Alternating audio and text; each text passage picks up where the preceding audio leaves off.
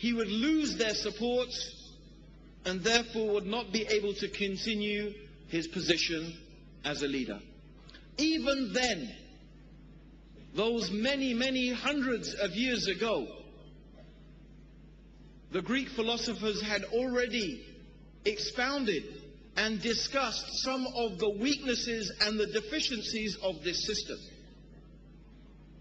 And it is only relatively recent history that this idea of democracy has been reinvented and reintroduced, and has been spread mostly by, first of all, Britain, or perhaps, to be fair, perhaps first of all France, and then Britain and America.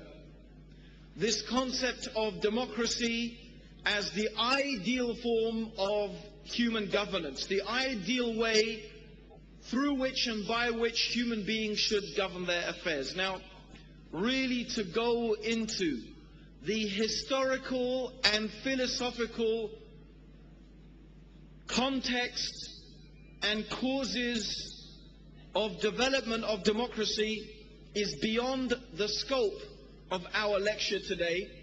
And even if we had time, I myself personally do not have the resources at hand to be able to deliver such a lecture. And also I question the benefits of going too deeply into such issues.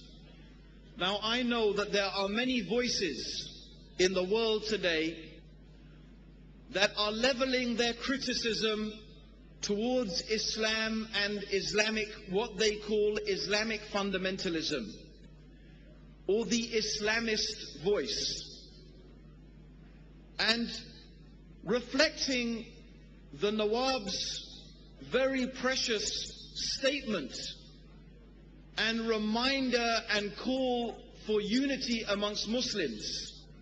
I would first of all like to add to that, beware of allowing ourselves and allowing the agenda to be set by the non-Muslims for us. I remember after the events of September the 11th and the imminent invasion of Afghanistan, I did a huge number of lecture tours in the United Kingdom, and the theme of my lecture was the Taliban and Afghanistan and Islamic fundamentalism. And there was a huge response from the non-Muslims. I saw numbers of non-Muslims in my talks that I had never seen before. But one of the messages that I wanted to convey to the Muslims, as I found many Muslims would stand up in the question and answer session, and they would speak very strongly against the Muslim fundamentalists. These fundamentalists this, and these fundamentalists that. And I advise those people, as I advise you now, do not let the media and the agenda of those people who do not believe in our religion and who are not part of this precious ummah of Muhammad sallallahu alayhi wasallam, do not let them divide us further. They want to divide us into fundamentalists and moderates and modernists, and the more different groups they can divide us in, and the more they can have us fighting amongst each other and refuting each other, the more happy they will be. Therefore, I don't even like this term, fundamentalist Muslim, Islamist Muslim. Every Muslim must be a fundamentalist in the literal sense of the word, because we all believe fundamentally in Islam. We all believe the Quran is the word of Allah subhanahu wa ta'ala. We all believe that the Quran has remained unchanged and will remain unchanged until Allah subhanahu wa ta'ala lifts up the Quran from this earth. We all believe that Allah has sent with the Quran a messenger whose words were true words, whose example was the best example, whose life was a practical explanation of the Quran, and that this practical explanation exists with us today. And we call it under the generic term, the Sunnah of the Messenger sallallahu alayhi wasallam. We all believe in the Quran, and we all believe in the Sunnah of the Prophet sallallahu alayhi wasallam. And whoever disbelieves in one verse of the Quran, or whoever comes to know of one hadith of the Prophet, and they know that this is authentic, and they disbelieve in it, they have disbelieved in the whole religion. This is what every Muslim believes. This is the fundamental of our deen. And having introduced this topic of the fundamentals of our deen, the Quran, the Sunnah of the Prophet sallallahu alaihi wasallam, and by extension also that the people who understood this religion the best were the people who lived with and listened to and were taught by the Prophet sallallahu alaihi wasallam, his companions. The companions of the Prophet were the living students of Rasulullah sallallahu alaihi wasallam. When the Prophet prayed, they saw him praying.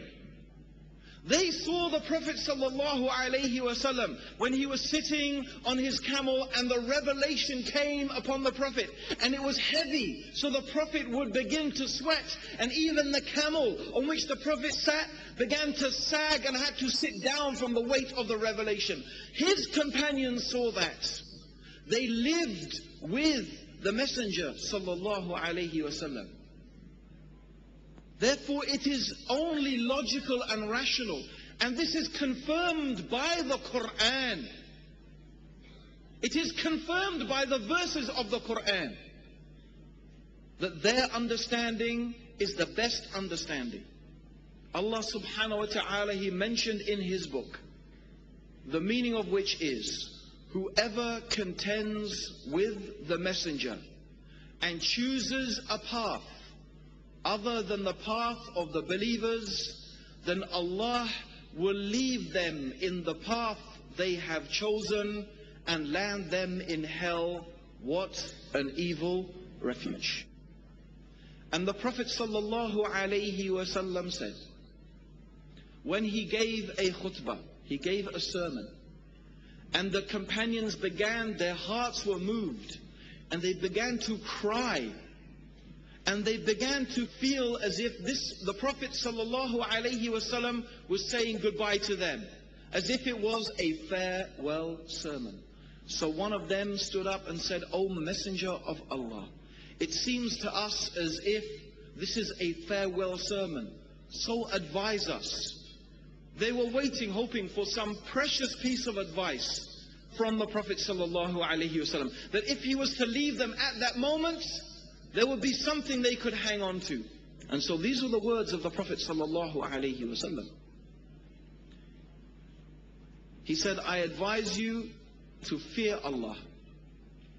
I advise you to fear Allah and to hear and obey your Amir, even if he is an Abyssinian slave. He said, after me, you will see great differing. You will see great ikhtilaf, great differing. The Prophet is telling his companions that after I have gone, you will see people differing to a great extent. So he said, cling to my sunnah and the sunnah of the Khulafa ar-Rashideen, the rightly guided successors, and bite it with your molar teeth. Bite it. And beware of the newly invented matters in the religion. This was the advice of the Prophet sallallahu alaihi wasallam. He didn't just say cling to my sunnah, but he also mentioned the sunnah of the Khulafa ar-Rashideen, the rightly guided successors, which means, of course, first and foremost, Abu Bakr as-Siddiq, and then Umar ibn al-Khattab, and Uthman ibn Affan, and Ali ibn Talib. These first and foremost are the Khulafa ar-Rashidin. And of course, the house of the Prophet sallallahu alaihi wasallam, which includes his wife Aisha and Fatima and whoever else the Prophet sallallahu alaihi wasallam included as his house.